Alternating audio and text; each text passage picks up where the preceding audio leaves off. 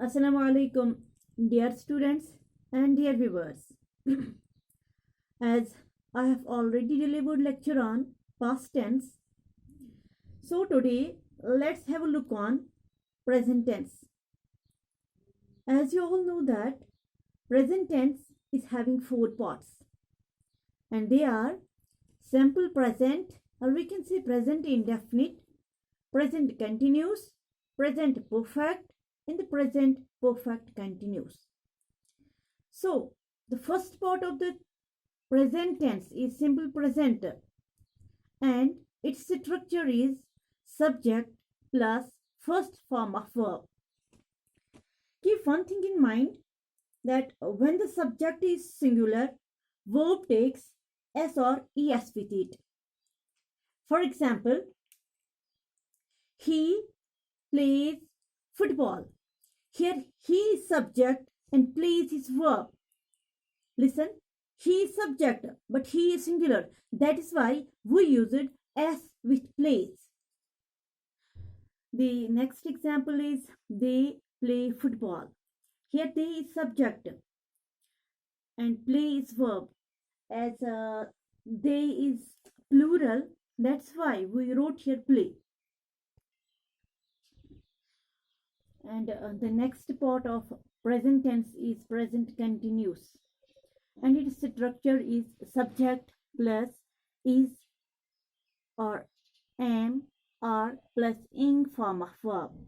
It means when the subject is singular, we use is with it, but when the subject is plural, we use are with it, and when the subject is I, we use am with it. For example, here the first example is Shabnam is reciting a poem. Here Shabnam is subject, but this is singular, so we use it is with it. And reciting is the ing form of verb. And the next example is they are writing homework.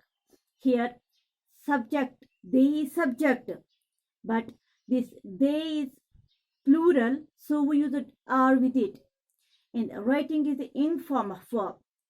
The next example is I am reading a book. Here I is subject, that's why we use am with it. So I am reading a book is in present continuous tense.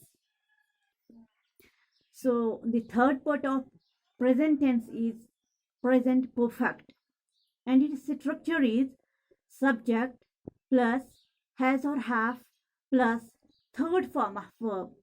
Let me make it clear to you that when the subject is singular, we use has with it, and when the subject is plural, we use have with it.